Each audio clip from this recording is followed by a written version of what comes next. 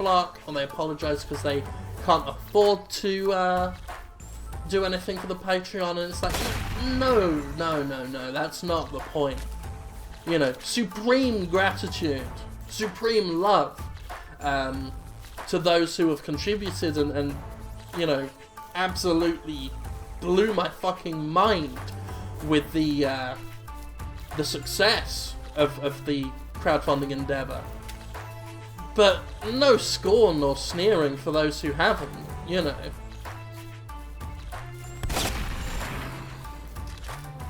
I mean, just the fact that I can do silly gameplay videos on YouTube, that I can write my reviews, and I can do Jimquisition, and people watch it and enjoy it and share it, is already fucking incredible.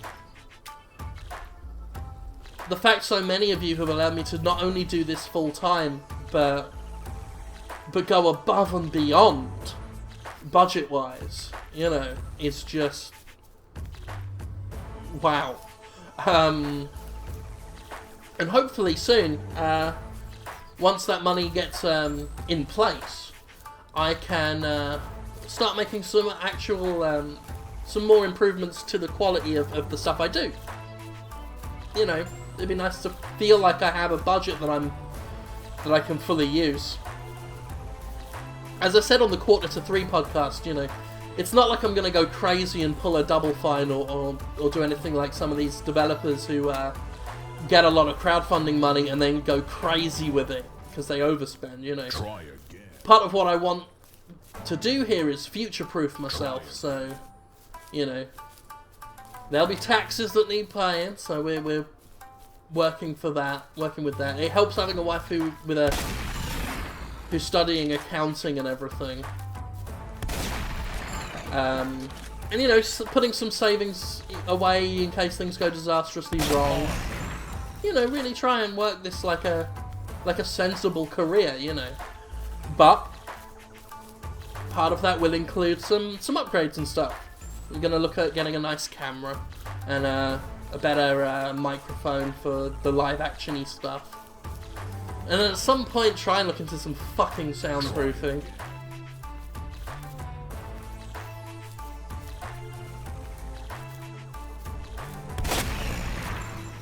Anyway, back onto the game.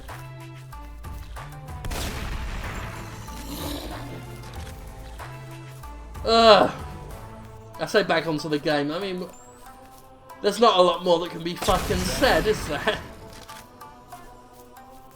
Decoy Octopus wants to know why I'm playing this game again. Well, I'm playing this game because I'm a gracious victor. As of today, the takedown copyright strike that was issued on my YouTube channel by the game's developer has been lifted. And to celebrate, I'm rubbing their noses in it. Game over. So we are playing this stream to celebrate the to celebrate the fact that I am now more legally able than anybody else to play the Slaughtering Grounds. Because for all of their boasting, as of fairly recently in fact, all their boasting that they've spoken with lawyers who tell them they have an awesome case, and that they're going to decide this in a court whether or not I owe them an apology, it seems they didn't do it in time. Then again, I mean, look at this game. You see their commitment to work ethic. They probably sat on it for 2 weeks thinking, oh, I'll do it tomorrow. No, I'll do it tomorrow, definitely. And then tomorrow never came.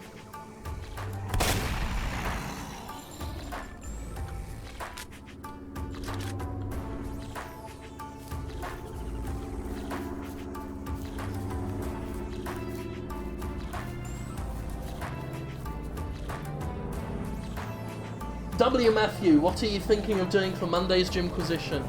I'm trying to think. I'd like to do something a bit more what I call evergreen. Something that isn't topical so much. because I like to get a few of those done. I've been enjoying those a lot more lately. But Ubisoft makes it really hard not to cover them. Because right now, obviously, we're looking at The Crew. And them saying, don't trust early reviewers. Because Ubisoft's the one you go to when you want to talk about trust. And that NeoGAF post that talked about the really nasty microtransactions that are in it. And it's like, Ubisoft, give me a... There are other companies in the world than you guys. I swear I've got more material than you guys. But they make it hard not to address them, because right now they're going out of their way to be what EA was a few years ago, just the epitome of the worst. So...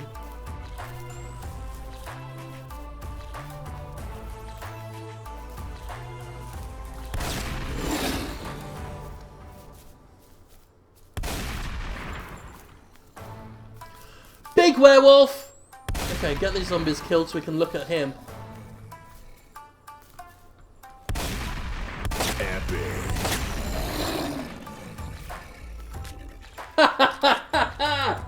You fuck off, I want to look at Big Werewolf. Oh god, he's killing the shit out of me. Oh, I'm dead. Game over.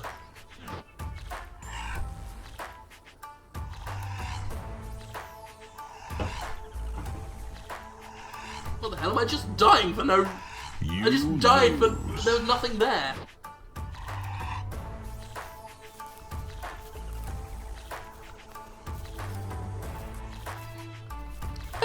Look at him! I'm dying again. He's killing me from over there. That's what's happening. Look, it's registering the hit detection and shit from wherever he is. You lose. Round of applause, Slaughtering Ground Dev. I can't believe you wanted me to play more than 10 minutes, as if that would make it better. Look what an extended playthrough has wrought. Game over. The game has now become impossible. I say impossible, I mean it's gonna change to a new map after 7 minutes or so regardless. Game over. That's amazing.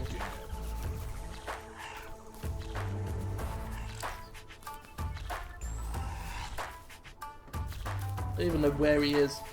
Haven't even been able to pop a shot off.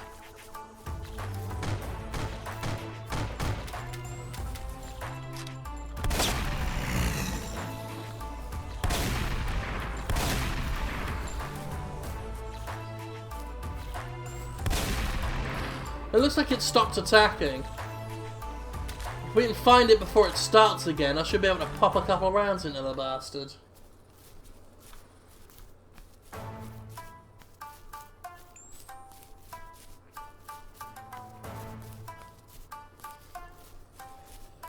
Maybe he's just disappeared.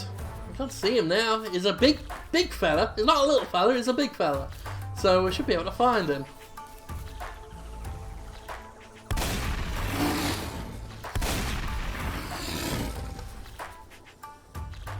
I guess the frenzy made him disappear. So anyway, we've defeated that boss.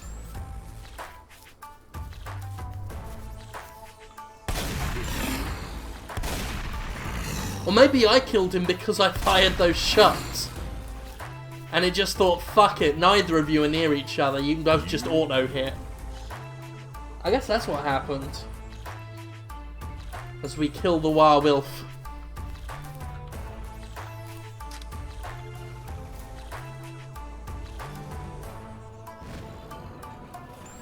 Yeah.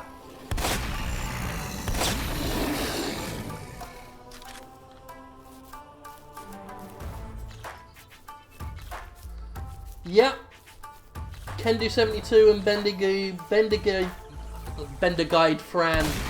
You're both right. It's the Activision thing. It's what I call the Activision solution. Don't really change your business practices. But just wait for someone to be worse. Oh, killed him. Wait for someone to be worse. And then just keep doing yourself and keep your head down. And everyone will think you're God. That's how EA's getting away with it lately. It's the same with Activision. Activision never really got better, there was something worse.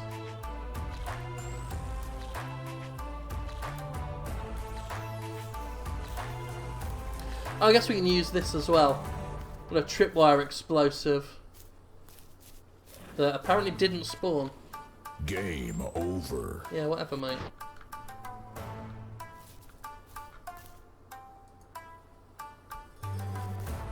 Oh. So... things are broken. I thought I picked up tripwire things, but they've gone. Then again, the ammo count is no indication that I've actually got them or not.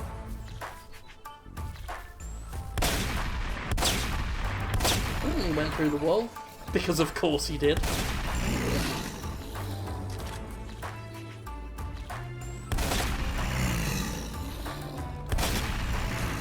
So with this live stream, this is going to effectively be the end of the Slaughtering Ground saga. It's been a wild ride. We did the first playthrough, then the developer did their commentary and my commentary, then I did a commentary of their commentary and my commentary, and then they did a commentary of my commentary, their commentary and my commentary. Then I did the Jimquisition, and then while I was editing that, they issued the takedown notice. And it's been about 2 weeks as I wait for them to lift that. And this will be the last I do, and then who knows what will follow. You know, we've had a lot of adventures because of the shitty Steam stuff. What was that? There was something big in the background then.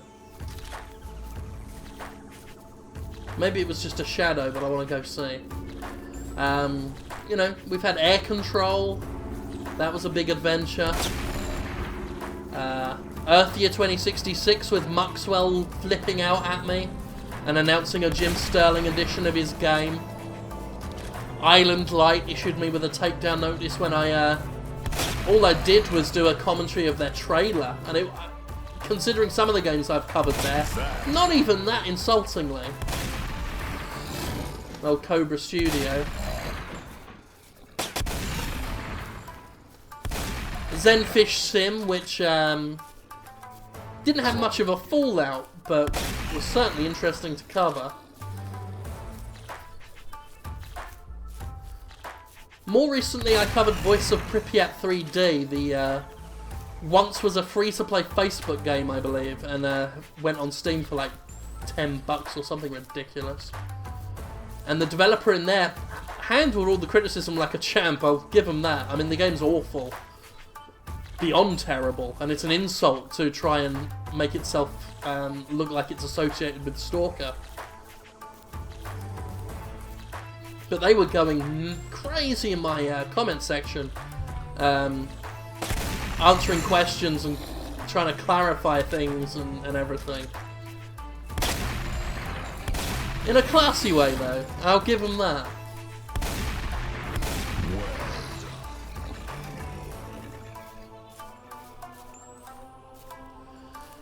Yeah.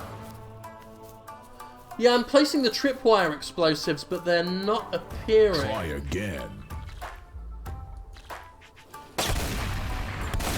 Yeah, so the tripwire explosives, as of their last patch, are broken. Excellent.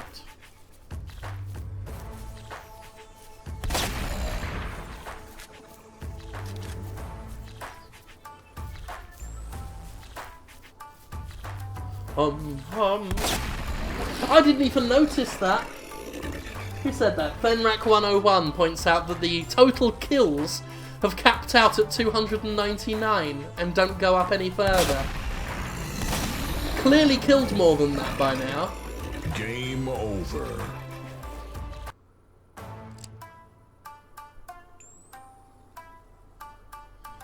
I agree with you, Ken-Do72. Ken-Do72 in the comments here, I mean, fuck this, says, you know, I'll read what they said. It's hard not to lash out at people who shit all over something you've spent a lot of time on, whether it's good or bad. I fully understand that as well, you know, indie devs especially. But if you've got a mindset to take it in stride, say thanks for playing, and take some note from the criticism, you'll be better off for it. And you know what? I speak from experience. I don't know if any of you remember when Jimquisition first came to The Escapist. it was slaughtered. No pun intended. They hated it, and it was disheartening. And I did take it badly a little bit at first, you know, because some of the comments weren't just critical of the show; they were very personally insulting towards me, and I kind of focused a bit too much on that. But Jesus, fuck off. But you know, I eventually decided to just say fuck it and listen to them, and from then on have resolved to always be a lot more open to any criticism. And you know, it's not the same as making a video game, I know that, but you know, I put content out there and it gets criticised, sometimes very harshly, sometimes very insultingly.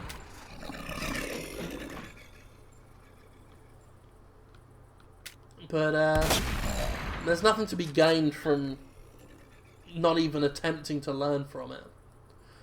And you know, part of the Jimquisition's success is due to how badly it was received at first, and it informed a lot of how I changed things. And I made a better show. Because I made a better show, and then a large number of the Escapist audience still hated it. And so I decided the show was done for, because it looked that way. And then that's what formed the arrogant Jim Sterling persona, because I thought, well, fuck it, might as well have fun with it. They hate me now. Yeah. Let's try and turn it into some comedy. And then that backfired and made a really successful show. Which is fun.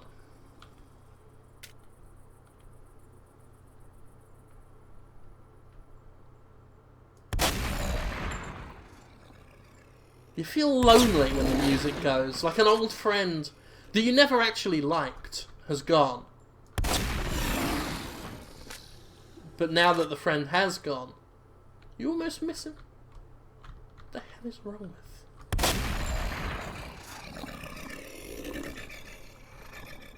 Well, that's weird.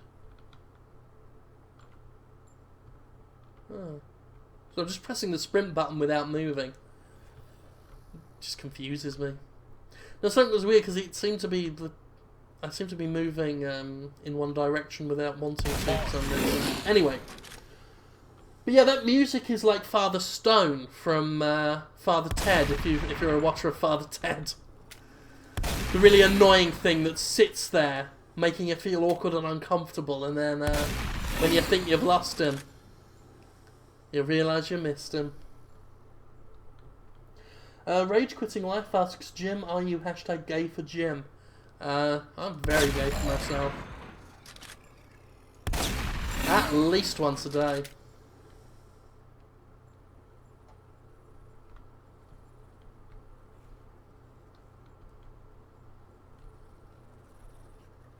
Corin Knight wants me to play the Bubble Bubble music. I'm in no real position to mess around with such high-tech requests, because I can't do shit. Oh, the kills here are locked at 1,000, Vox91 points out. They got stuck at 299 on map 1, on map 2 they're stuck at 1,000. They actually can shoot through the windows. I mean, there's still effects on the windows that imply that I shot through the glass rather than broke the glass in any way.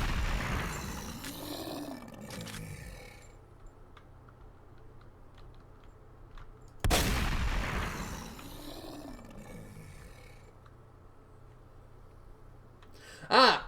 Now the tripwire explosives work. They didn't work on the other map.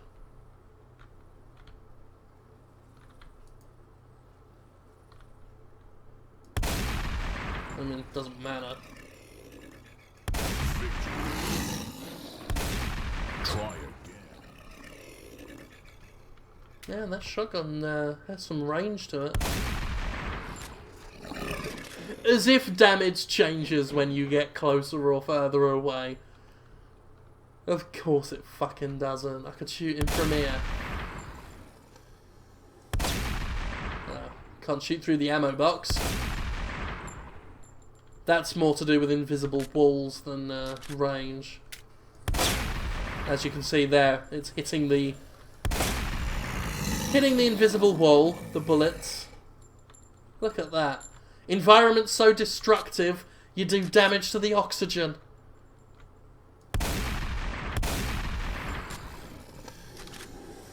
Nick M213 says, what are the other characters like? Pretty much the same as this guy with different weapons. Let's go!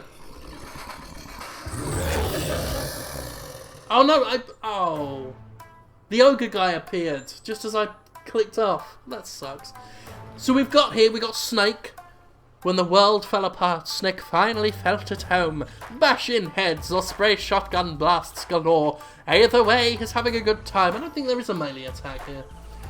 Anyway, we've got Bob with his extensive, as you can see, highly detailed character, well, for this game, highly detailed character model. And then that. Some stock wanker. But Bob, one scary dude. He's got an AK-47 and a FAMAS. Plenty of ammo to tear through hordes of the undead. And this guy, no name. Ex-LAPD member of a SWAT team.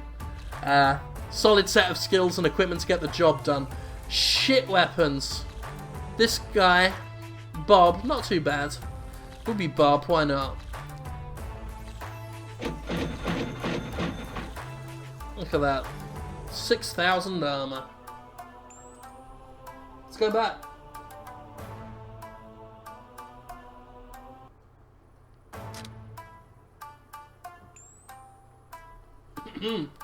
Here we are as Bob.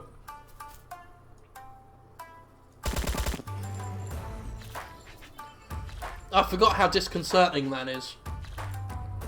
The targeting reticule and the gun are in two totally different wavelengths.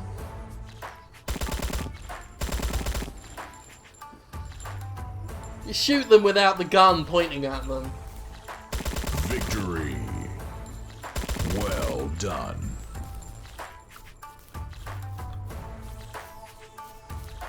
Bum bum bum bum bum bum bum bum. I got again. No, radar off. It goes off. And of course, there's the mouse cursor now. There we go.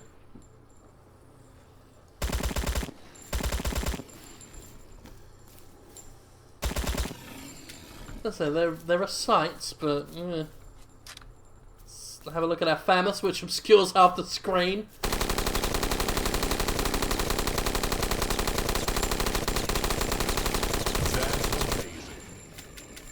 And that's the end of that. Not as jarring here. The targeting reticule and the gun barrel are almost aligned.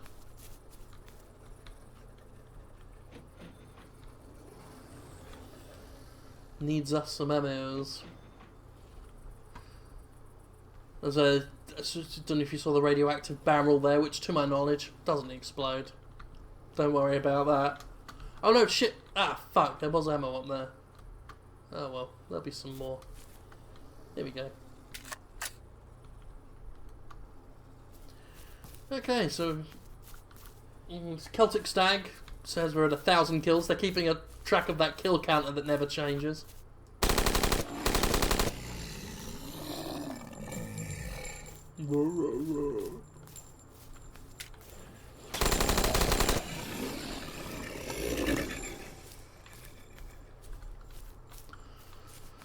Okay, let's continue on our incredible journey.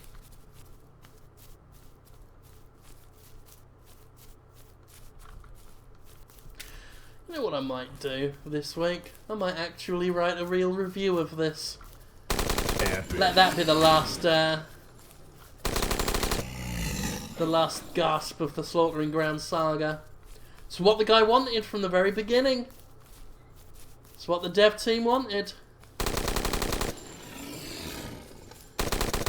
I've played, you know, several long hours of this. More than enough. Game over.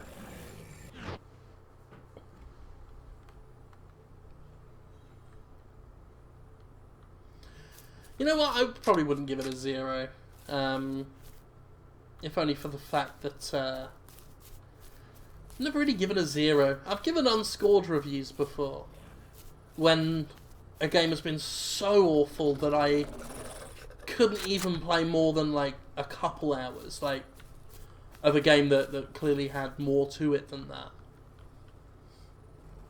Very rare. Velvet Assassin, I think, being the most famous one. Absolutely dreadful. That's the only time I don't do a score. Zeros, I don't know. I don't get anything out of using a 0.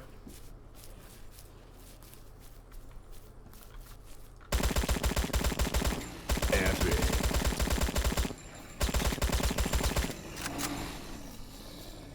Anyway.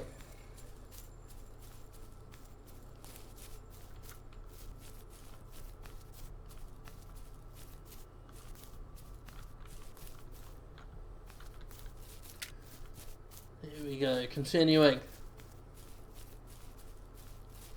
Can do 72, is this game better than Alpha Protocol? No. You know, I may be an outlier who, when it comes to Alpha Protocol, not many people agree with my assessment of that game. But, one thing I will say in its defense, it's not the slaughtering grounds.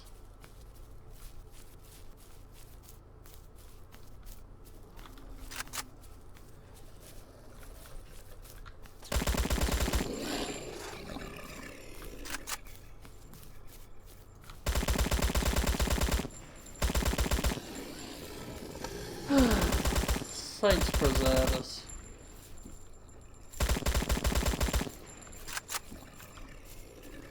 Maybe we'll play a good game on the next live stream. No guarantees. Maybe. So I really am sad that the this War of Mine one didn't get archived, because the stuff that was said about Anton is I could have got even more material out of that. Someone on Facebook suggested I write a fake diary, a post-apocalyptic log of this War of Mine, of as Anton. I could see that being quite funny, but without the context of what happened on that live stream, I feel it would need a lot of explanation, which would just kind of undermine the goof of it all.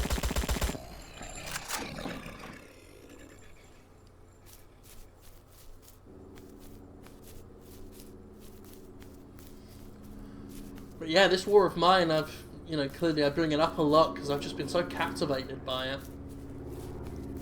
Really glad I was able to get a review up for it. Definitely in my shortlist. Of course, that concrete thing isn't on the floor. It's definitely on my shortlist when I'm thinking about Jimquisition Game of the Year awards.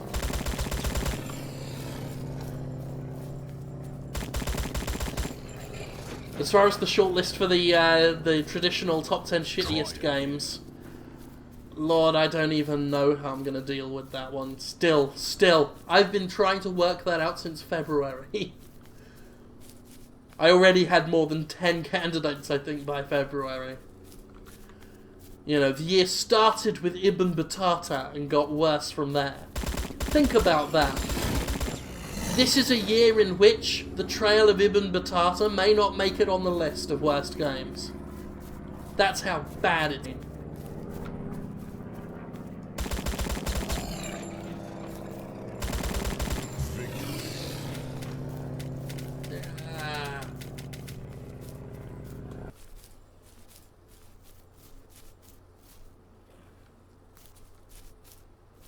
Or I could just go insane and just do top 20 or 30 or 50. I say 50 like it's a joke, but I bet that's fucking possible. Man, that would take a long time to edit.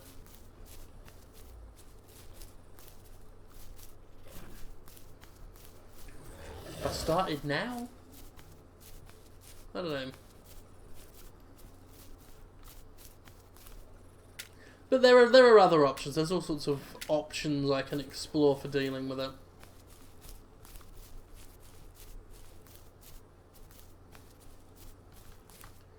Boom, boom, boom. Okay. Nope, here we are, back again. In the realm of cultural anachronism. You lose. And this is where I die. Having a drink there. Drinking another Monster Energy. Still not sponsored my show. Arrogant. Arrogant they are. Arrogant and ignorant. For a joke, I've been trying to get Monster Energy to sponsor something I do for years. Which is funny because, of course, I'm anti-sponsorship. But I always wanted them to just agree to it because the letters I send them are so bad.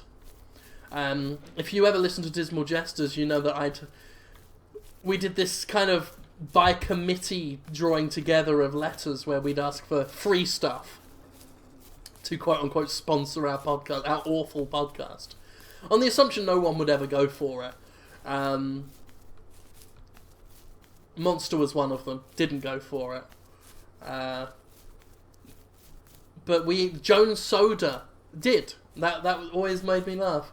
And they sent me a whole bunch of drinks with labels with Edward James Olmos's face on. They had a real good sense of humour.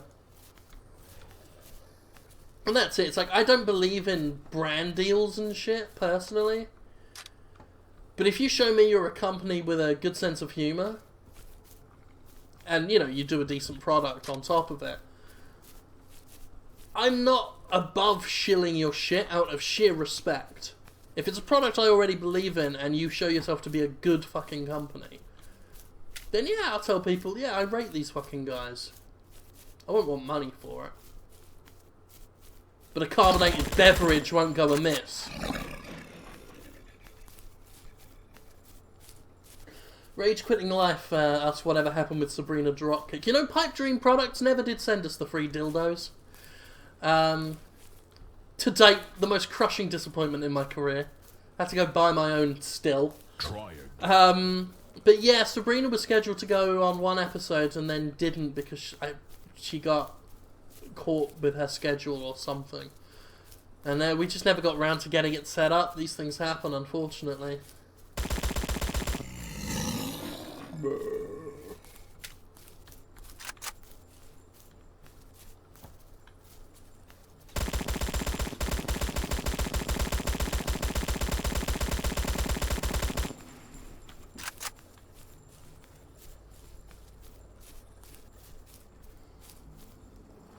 So I don't know how much longer I'm going to go on for, because this is destroying my psyche. But, like I said, I wanted to celebrate. I wanted something playing while I talk to you all. Can't just be a live stream of me sat here wanking now, can it? That's why I've got the Chatterbait stream. I don't have a Chatterbait stream.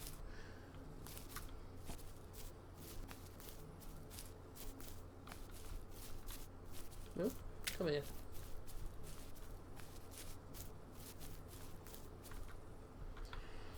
Let's see, request to do a multiplayer live stream with fans. Let's see, why not? We'll work something out. I'll have to crowdsource what people are playing and see about setting something like that up at some point.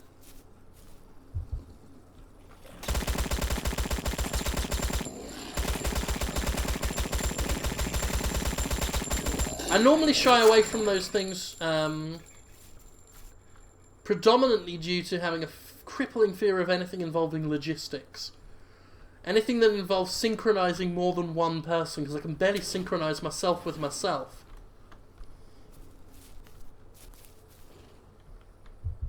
But, you know, people want to see it happen, so we'll work that out at some point.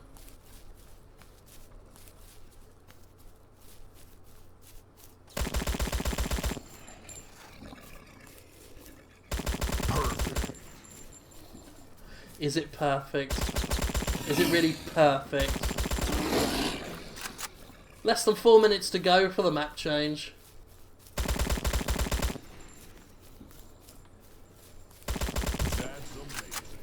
As we play Bob the Army Man. Bob.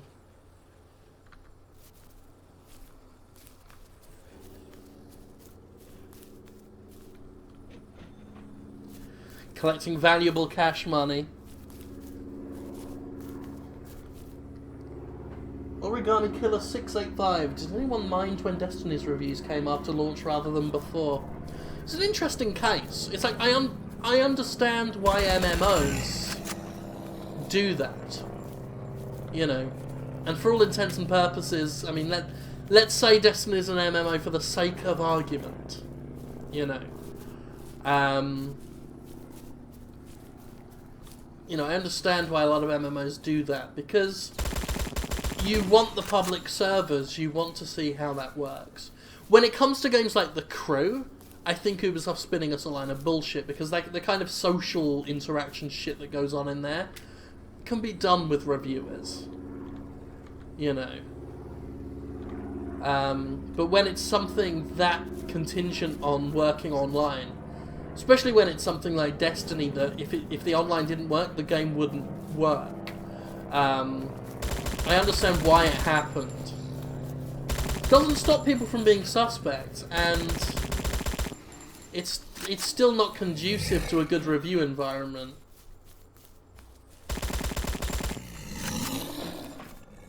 You know, I'd rather them find a better way around that than just holding the review copies until, you know, late.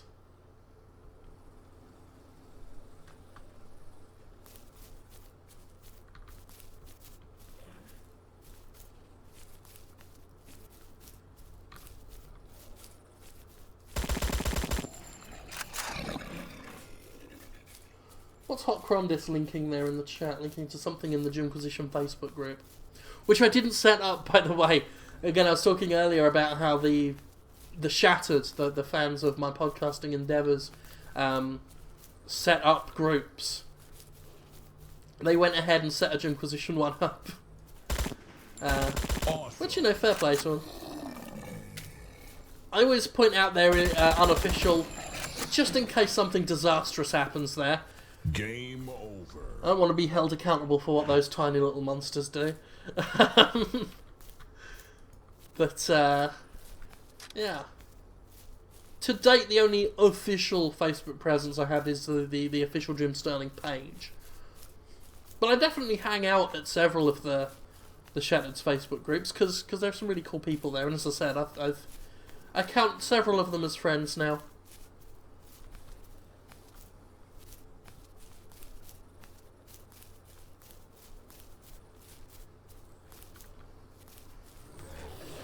Oh, Hot Crondis is just linking to some of the community things just to let people in the chat room know that they exist. Well, there you go. Yeah, you know, there's a Jimquisition Facebook group if you're into your Facebooks. Thank you for doing that, Mr. Crondis. Thank you. It's just little things like that, just how helpful people are. I mean, one of the amazing things I learned after setting up the Patreon thing was just how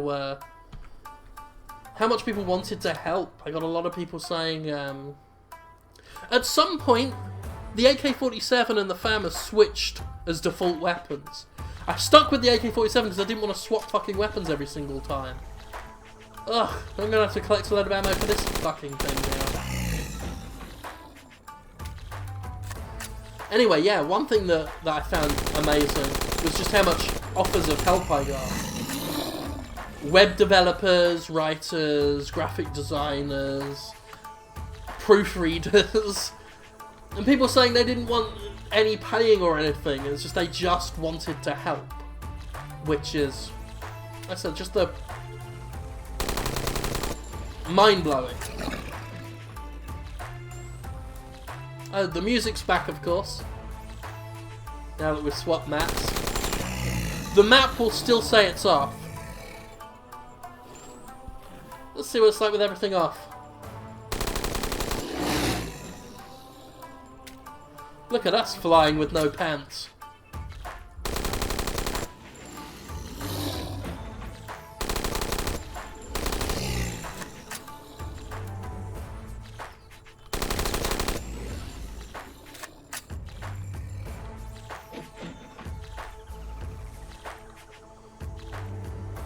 Bendigard Fran, if I were to make a small game about the Jimquisition for fun, what genre would it be?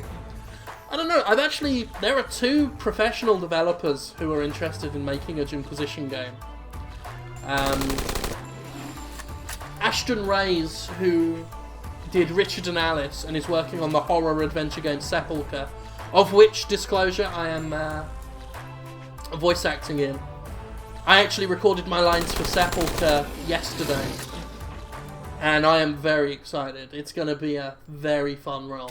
But yeah, Ashton wanted to do something, and Adam Tierney, the director at WayForward, who's also been a long-time fan of the podcasts that I've done with Conrad and Jonathan Holmes, gave me a full pitch for an almost Phoenix Wright-ish type of game.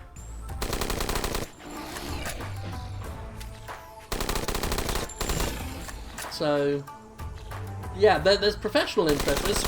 As far as the question goes, what type of game, I have no idea. Anything that isn't a retro graphics-themed platformer. Because that always seems to be the easy default option.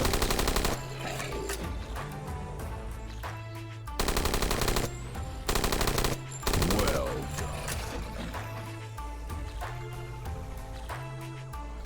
done. Rage Quitting Life says, whatever happened to Lisa the Painful RPG? I actually have a build of it. I need to double check with the dev to see what I can do coverage-wise there. But no, I have a full build of the game, still in sort of an earlier stage, because, you know, I was warned it's still got some bugs and stuff that need working out. But I have the game that I need to start getting around to playing and seeing if I can cover it. So yeah, still in development, still going.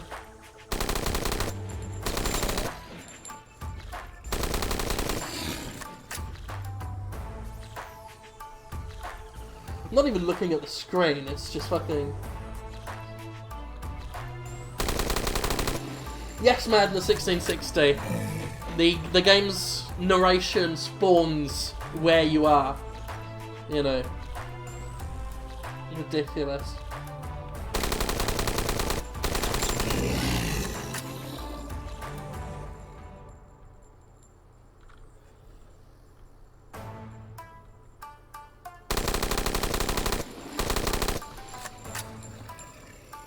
Oh, this game's killing me. Knocker, as I announced earlier, the podcast is going to record on Friday, if all goes well. It's going to co-feature freelance writer and podcast veteran by this point, Laura Kate. awesome. And the incredibly talented musician who... you know, does videos that get views upwards of the millions on YouTube for his songs. Gavin, aka The Miracle of Sound. Very excited. I've done a few podcasts with Laura in the past. And she's a delight to talk to. Really fantastic ideas on game criticism and everything. And she does a podcast now about butts. Just various asses in video games, so that's exciting.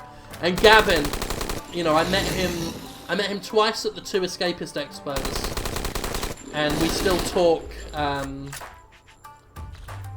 regularly on Facebook. He is a delight, one of my favourite people to talk to. So I'm very excited to do that. So that'll be the podcast, hopefully on Friday. So I don't want to put firm dates on things just because things go wrong. I mean, I wanted to record today, but Laura was attending a concert, and by the time she got back, Gavin said he'd be too drunk, so there you go. And of course, with Thursday being Thanksgiving, it's not the time.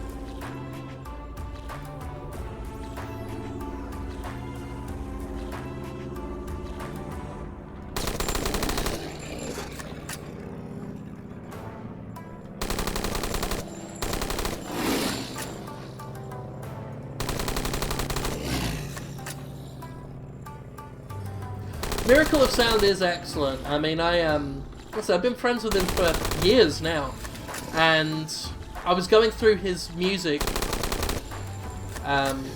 I'm a big fan of his tunes, and I was re-listening to some tracks to potentially look for something I could use for the podcast's theme music. I mean, I was thinking Hard Cash, the song he did for Michael in Grand Theft Auto 5, just because I'm a fan of that tune and I've wanted to use it in something for ages. And then I just thought to myself, well, I mean, I'm going through all this, and I'll take an excuse to talk to Gav any day of the week, so fuck, let's just have him on while I'm looking to pilfer his music.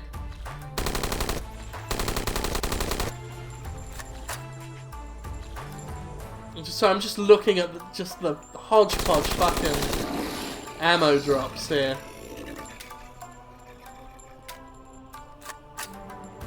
Try again.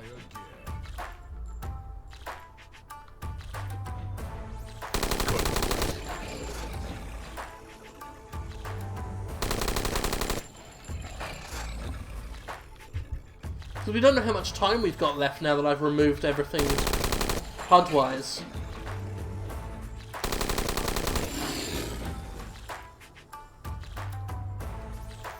Dun, dun, dun, dun, dun, dun, dun, dun, dun, dun. I was hoping to see maybe the gargoyle again or something.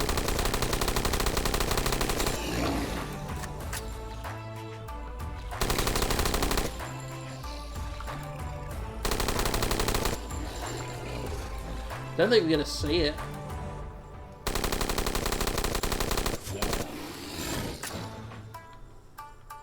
But we'll wrap up in a moment. I think we've all had enough.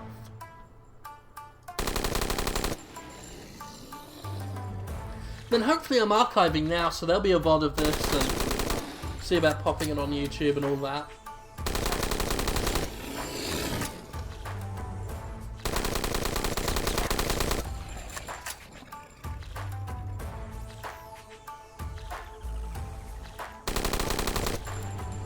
So the Minecraft Twins, I don't understand the point of this game. The point is for the developer to make the easiest $30 they've ever made.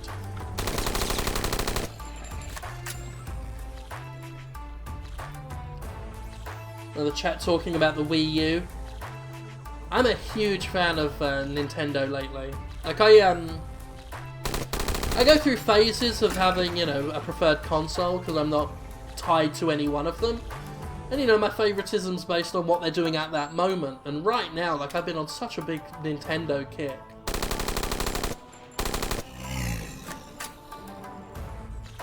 Between Smash and various Mario things, Bayonetta 2, and some other stuff that I can't remember the name of right now.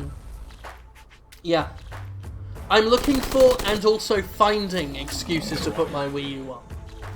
You know, which couldn't be said earlier this year, you know. It's reaching that stage where there are now plenty of reasons to keep it on. Which is awesome. I always liked the system. I've had a fondness for the Wii U since it first came out. But very much like with the PlayStation Vita, I was always sad because I really liked it as a bit of kit, but I'd look at it and think about turning it on and then just go, eh. But no, there's some awesome stuff there. Hyrule Warriors, of course, where Raven125 mentions it. Yes, can do 72. There is I've seen the rumours about potential Zombie U2. Of course, we've been expecting Beyond Good and Evil 2 for literally 10 million years now, so who can say?